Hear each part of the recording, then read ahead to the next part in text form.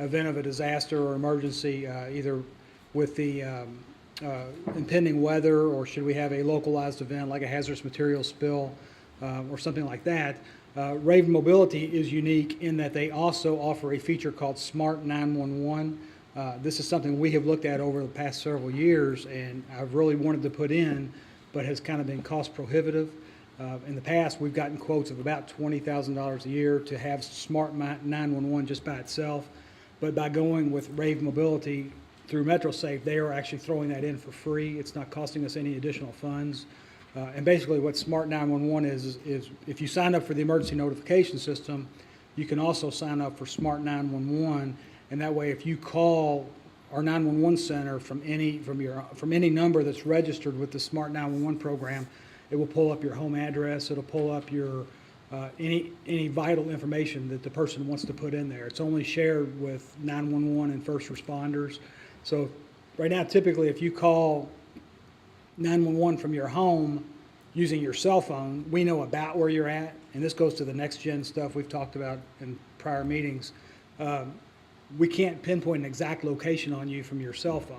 We get a GPS coordinate where we can locate you pretty closely, but with Smart 911, your address will actually pop up in the profile. So it's a very good enhancement for us. If someone's on their cell phone and we can't talk to them, we can also have next of kin or emergency contacts that we can call and say, we've got a 911 call from this individual, but we don't know where he's at. Can you tell us where he's at? There are all kinds of features that we can use on a daily basis with this, and not just in emergencies. So our price has not gone up. We've paid $14,000 for the last several years for Code Red. We will continue to pay $14,000 a year for Rave Mobility, but we get the additional feature of Smart 911. So for those reasons, I'm asking you all to allow the judge to sign the MOU addendum with MetroSafe. Judge? Make that motion, Judge. Oh, I'm sorry. No, that's okay. We need to make the motion first. I got a question. Magistrate Leslie is chairman of the Public Safety. Yeah. Everybody in fiscal court, Kevin notified me about this several days ago in a discussion we were having about a variety of topics. And he wanted to know if I wanted to bring it to the next Public Safety Committee, but that's bringing it pretty short. We're right at the deadline, so I asked Kevin to come in today to inform everybody here in fiscal court that we should go ahead and get it done. I don't like waiting until the last minute because you don't know what kind of problems that could arise. All right, so you're making the recommendation, we accept it. I am. I'll second it. Moved and seconded. All right, discussion. Magistrate Dye? All right, for the user public, what do they have to do differently? They will have to re-enroll. This will be a brand new enrollment process. That's one of the advantages of moving with Rave. From now on, we will own the data, but right now with Code Red owns the data, so we can't transfer that over. But with Rave Mobility, it's expressly written in the contract that we own the data. So everyone will have to renew their membership or their subscription. We will have an online portal for that, but also for those folks who do not have internet access, we will put out my administrative assistant's office number, and she will be able to help folks who do not have internet access to register for the program. And you'll be putting something out that people can send out through emails and such? Yes, we're working with MetroSafe now, but I couldn't move forward until after the court approves it. Yeah, So right. starting tomorrow, we've already gotten them in touch with our IT people. So starting basically tomorrow, we will start a full blitz campaign to let people know, and we'll actually send out a message through Code Red asking people to go ahead and re-enroll in the process. And when is this kickoff date? We will go live with the emergency notification portion of it August 17th. As people register, there will be a checkbox saying, I want to include this information into Smart 911 as well. We have a little bit of configuration to do at the 911 center for that, so that may not go live exactly on August 17th, but it'll be very soon thereafter when that will go live. Okay, thank you. Magistrate Greenwell? Thank you, Judge. Kevin, we're saving a couple $1,000s by doing this? We're saving a lot more than that now. When we went with Code Red, we were paying $16,000 a year by ourselves. By going with a contract, a license with MetroSafe, we saved $2,000 a year, so that made it $14,000. By doing this now, we save a lot more money because Smart 911, if we bought that by itself, it would be $20,000 a year. I understand that. The thing I was getting around to is having to re-enroll. I don't know that that's worth $2,000. And then the fact that you can send out a message over Code Red that tells the people to re-enroll, why didn't Code Red just let you have the information and go ahead and transfer it? That's just their policy. We knew going into that when we transitioned from One Call Now to Code Red, we were told back then, that was like 6 years ago, we don't own the data. But Okay. it's just a part of doing business. But if it was just to save $2,000, I would say whatever the court's pleasure is. But because we can get Smart 911 and we can use that every day, I think that's worth making the switch for. We're really gonna have to work to get this message out for people to re-enroll. We'll do, obviously, we'll get with the Oldham area, and we'll send out emails to all the mayors and the cities to post in their newsletters and homeowners associations, and we'll get it out there as best we can. Okay. Now, Magistrate Sparks? Yeah, this sounds great. I really appreciate it. And as you know, we've forwarded some emails to you recently about people that are concerned, older people who didn't have internet access wouldn't be able to enroll in some of these things. And so I really appreciate it. Would they be able to text in and enroll through a text? They won't be able to enroll through a text. They need to either enroll online or to call my administrative assistant, because on the community notifications, like the severe weather, you can pick a severe thunderstorm warning or a flash flooding. Some folks may not want to be called for those, so there's menu items that they have to choose. So they'll have to either talk to myself or my administrative assistant or go online and do it. That's great. And one thing I would recommend, if you have the option, if you have that option you said for them to be in the new 911 or whatever you called it, make sure that's clicked on and they have to manually unclick it if they don't want it. Actually, I think that already is done. I was going to say, that would engage more to just leave it as is. I And believe that already is a selected item. They have to unselect that. thank you very much. Are there any further questions? All right, hearing none, all in favor of going ahead with the Jefferson County Emergency Management Services and our emergency management program to get on this RAVE product, please say aye. Aye. Opposed? So moved. Thank you, Kevin. Thank you. All right, now the next thing has to do with something we dropped in here, and that is intended to have this earlier. You should all have a copy now of the interstate warning system proposal. And see Jim coming to the front. Did you like to speak to that, please? Sure. Judge, magistrates, several weeks ago, we put out on the streets a request for proposals for scope of services to help us determine the location of I-71 congestion warning signs. And the purpose of the project was to develop plans, specifications, cost estimates, and even maintenance plans for these warning signs at the 4 exits on I-71. All those exits, both north and south, are state routes, and they would be basically facing in each direction was our proposal. We had one respondent, which we opened in court, and we've reviewed that proposal, and they've made adjustments to their thinking about what the project was and what we were actually looking for. So that's what I think you've been given copies of. It's titled Oldham County I-71 Congestion Warning Signs Proposed Project Scope. It was presented to us by WSP Parsons Brinkerhoff. That's a company they've joined forces. And the total cost is, Steve, I'm sorry I gave you my cost, $36,384. That's correct. Good memory, finally. So that's what you're being asked to consider. The road department heard this or looked at this contract this afternoon. Road committee. Through road committee, sorry. It's been a long afternoon. And I think they recommended that fiscal court consider. We did, Judge. At the time, we had a quorum of 2, and we agreed to go ahead and endorse this study, this study. Yes. Right. As we all know, we have numerous problems out on the interstate, the southbound, northbound, people getting on there, waiting, finding themselves in accident queues. We had 269 accidents last year. We've had well over 100 already this year. One day, a couple of weeks ago, we had 4 accidents on the same day.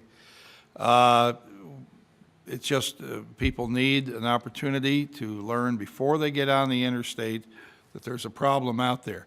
We already have a couple of different ways of trying to warn people through the internet and radio and so forth, but not everyone gets every way. I mean, we're all different, and so certainly the most foolproof way of is approaching the area of the on-ramp and saying something, telling you to stay off there, and gives you the option to go a different route or go back home until the circumstance is cleared up. So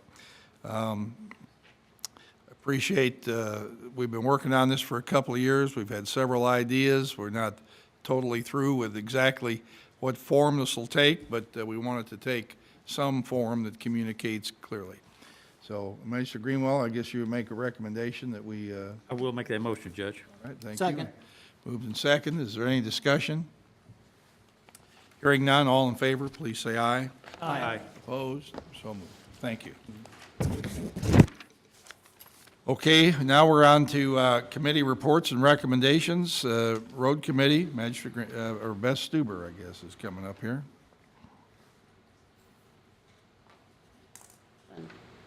I have an erosion control bond release for the cottages of Crestwood, obviously in Crestwood on Highway 146. And they have an erosion control bond for $9,100. They have more than completed everything required of them and requesting a motion to release that bond. Judge, I'll make a recommendation. Second. Okay, moved and seconded that the erosion control bond for the cottages of Crestwood be released. Discussion?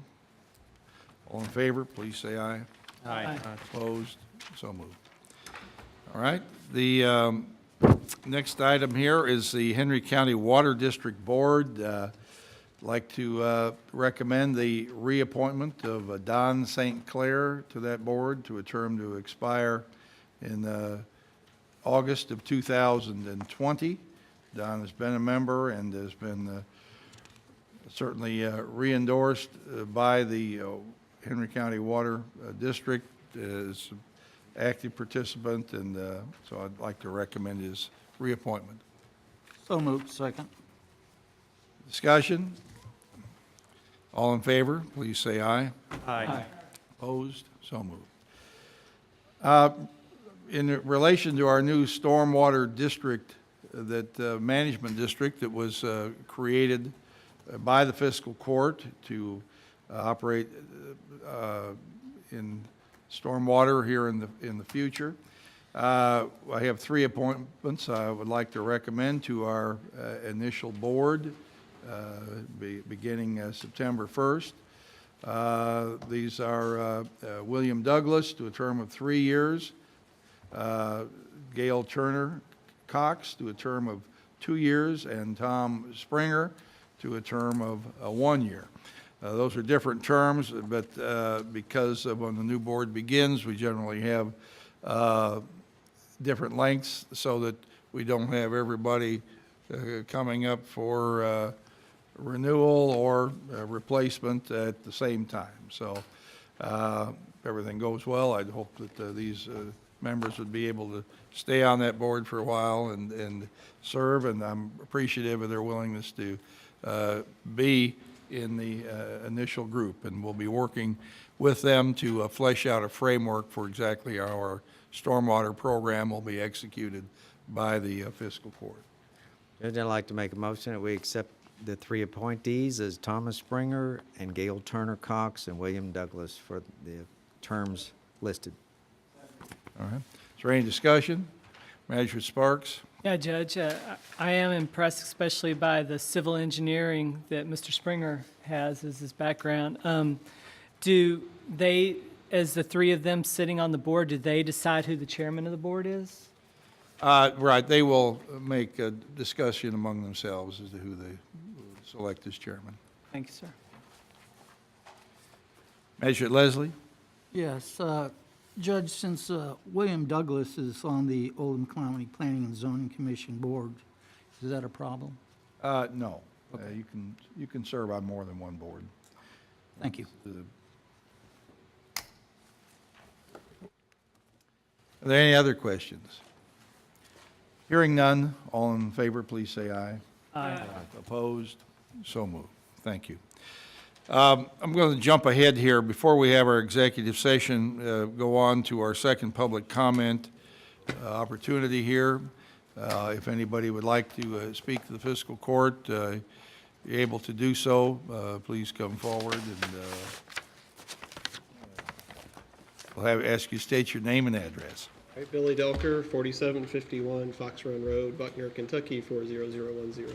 I have to kind of project a little bit too, so everybody hears you. Okay. I guess before I want to comment on the zoning ordinance, of course, but I have a question maybe for Mr. Carter. Given the change that was made, Mr. Carter. I'm sorry. I'm sorry. That's Yeah. Mr. Tate Combs. I looked at the name. Will the requirement, does this still count as a first reading, I guess, with a substantial change? I know that was brought up earlier. Right. Or will we have to In go back other for words, the another theory first- behind the first reading is to give the public a chance to understand what it is being considered to be passed at the second reading.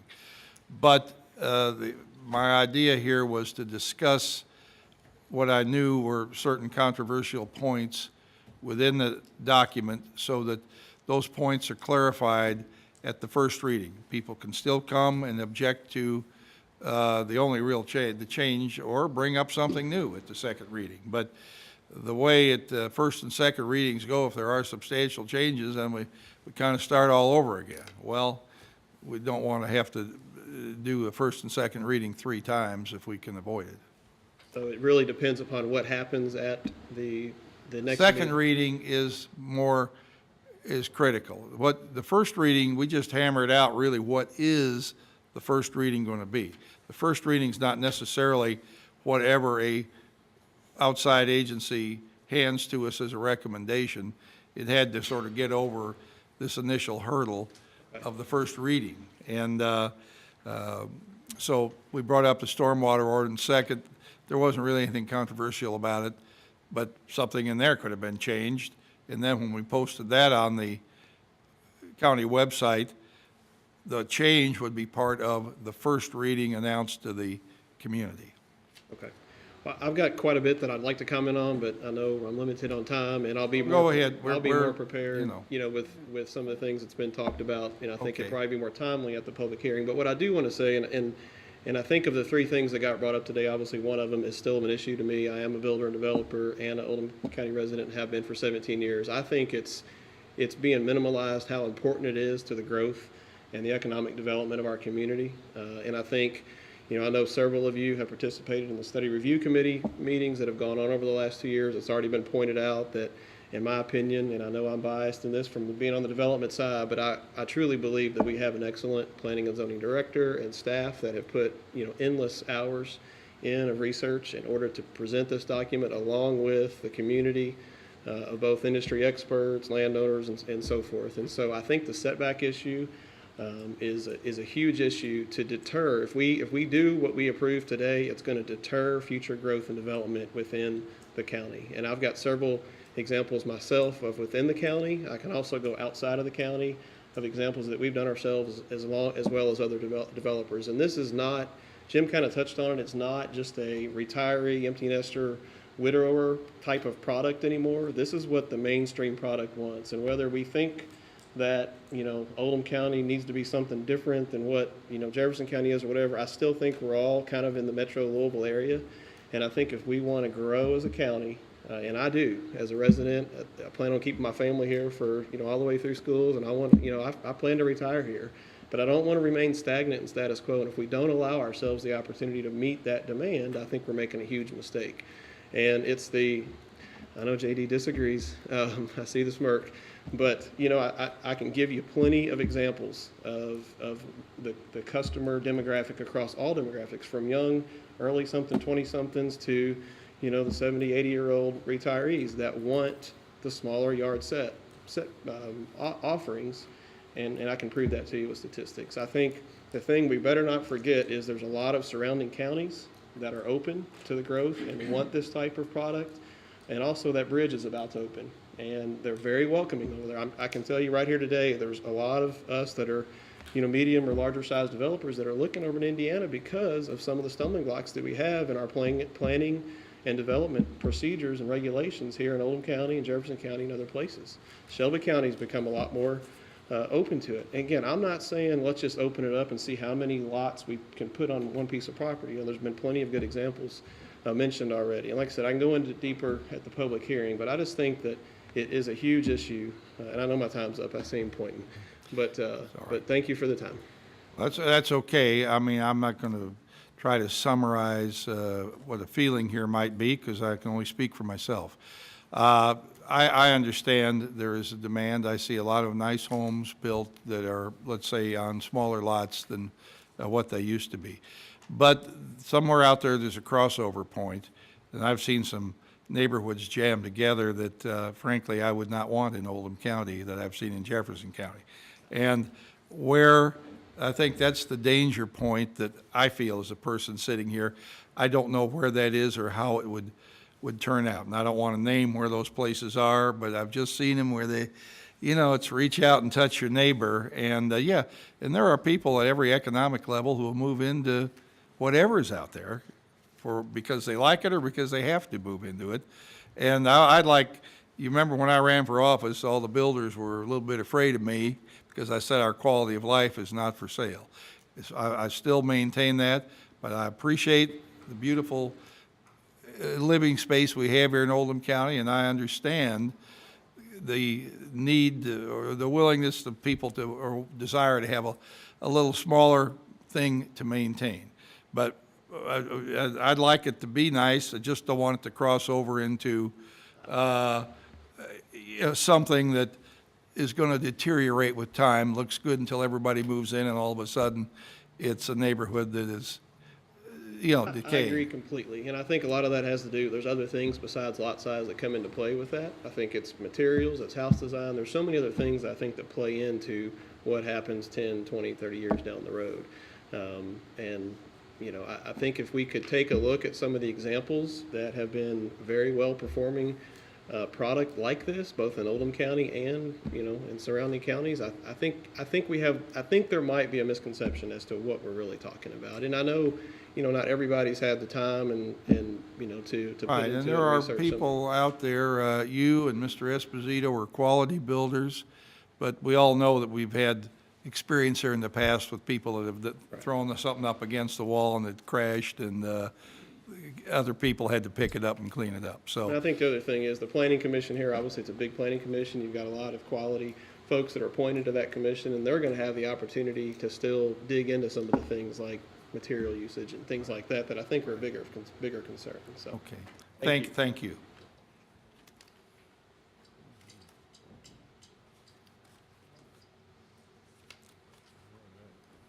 Before we have our next speaker, I feel like I need to say Billy's put together a product down in Buckner that is really a good product. Can you put your microphone? Mike? Yes, He's put together a product down there at Cedar Point Condos where it used to be and taken it and has done a wonderful job in it. It's good for the community as well as it looks good, so thank you.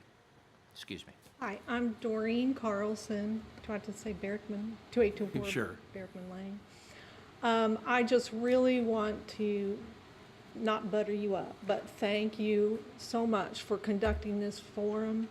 I don't think any of the other elements in planning is more important than this or should take priority. I think my value in you all is that you have constituents in different areas. You have a very close view of their interests, and I think the hardest thing to argue for is nothing. I think we have had 26 years of really good planning and zoning ordinances that have been tested through court to prove that our land rights are preserved in the existing structure, whether it's the appeal process or the conditional use process. That's there as a safety net. And I think being very slow to introduce change that could be permanent and harm an individual landowner who has relied on your laws in their investment here. to preserve them. I feel like people like our age, I mean, you've settled here, you've invested in your property, you've paid your taxes, you haven't come up and demanded anything, you don't want anything newfangled, you just want to preserve your property. And the demands that keep coming towards, you are for profiteering or new construction or whatever. So I'm here to say there's some of us that argue for nothing but just let our properties be preserved the way we bought them, the way we've invested in them, and an unwise decision that allows development around us, that dismisses our ability to be informed and to participate in hearings to find out what those changes will be, is harmful, could harm our property. And then court should be the last option. It should never be suggested you can just appeal and go to court. That's a 2-year, $50,000 nightmare, and it encumbers your property anyway. So, I'm just glad to see that there's argument, that there's differences of opinion, and that you're really scrutinizing changes to keep the people that are at home, that are silent, that are depending on you to defend their property rights. I just think it's a good process, and I know it's tedious and I know it's contentious, but I do think it's really worthwhile. Thank you. All right, thank you. Is there anyone else here who would like to address the fiscal court at this point?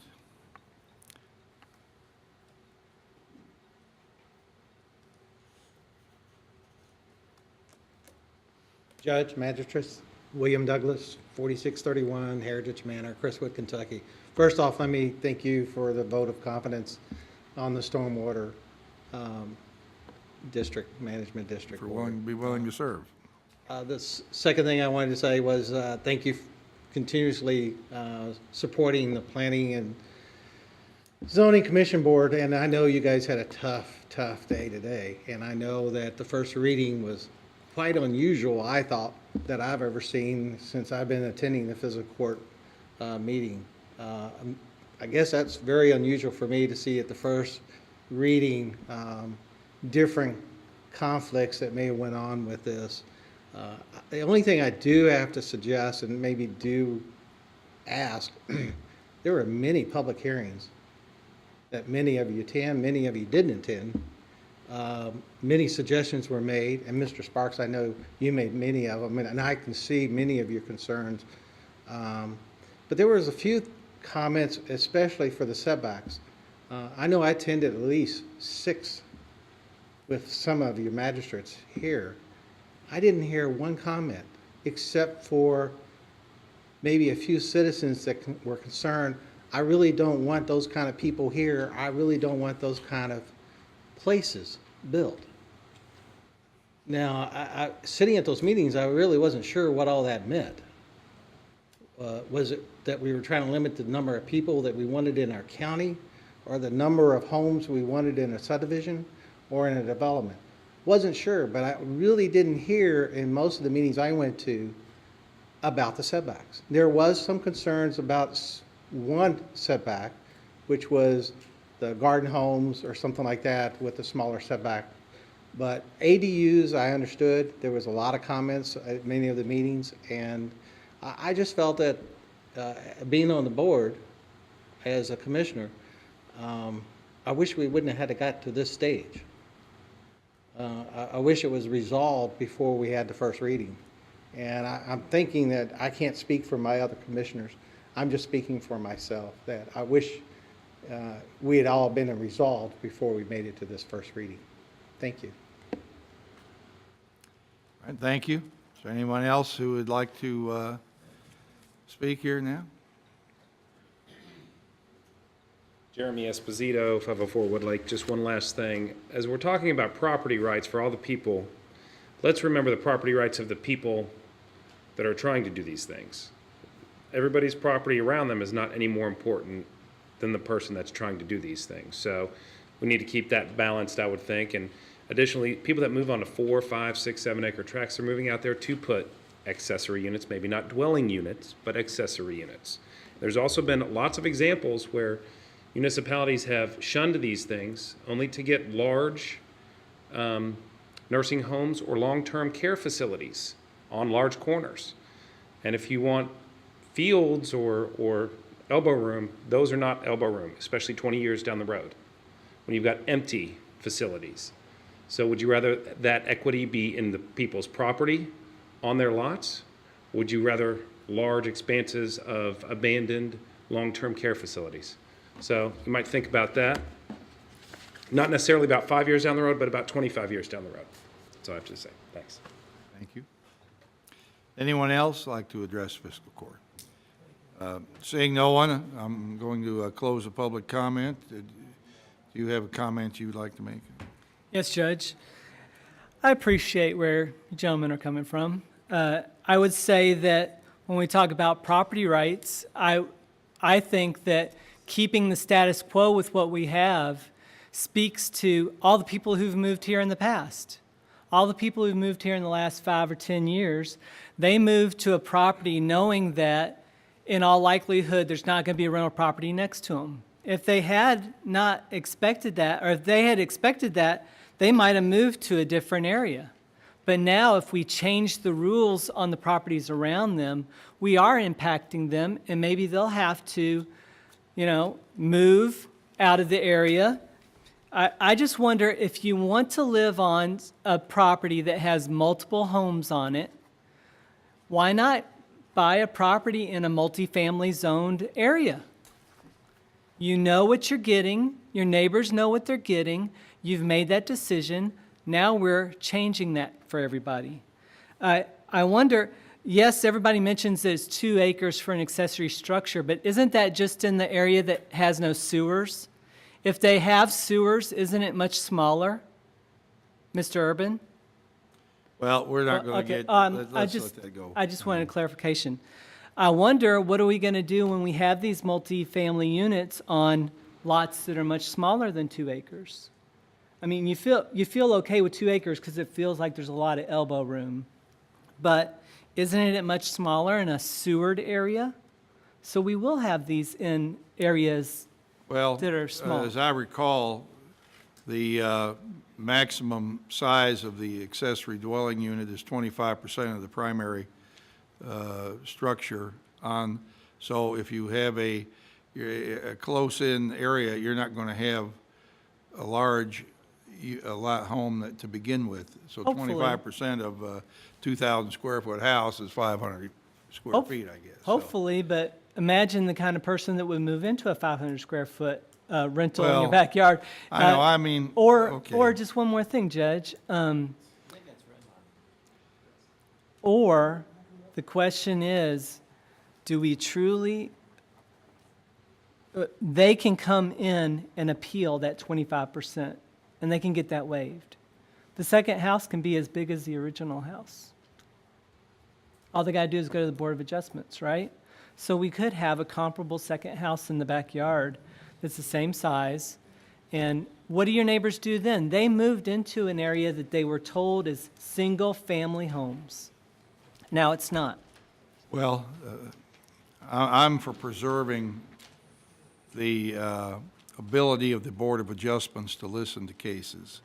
And I think that we're not able to create any type of ordinance here that defends against any and all unusual things that might pop up. So you have to live a little bit, and I think we've heard it said that our county in the last 26 years has developed a number of procedures. We've got a good county. People want to come here. Don't want to ruin it. Like I said, our quality of life is not for sale, and we want to maintain that, but we have to live in today's environment as well. So Thank you, Judge. thank you. Okay. Thank you very much. I'm going to make a motion now that we go into executive session. Is there a second? Second. This would be pursuant to KRS 81.810B, land acquisition. All in favor, please say aye. Aye.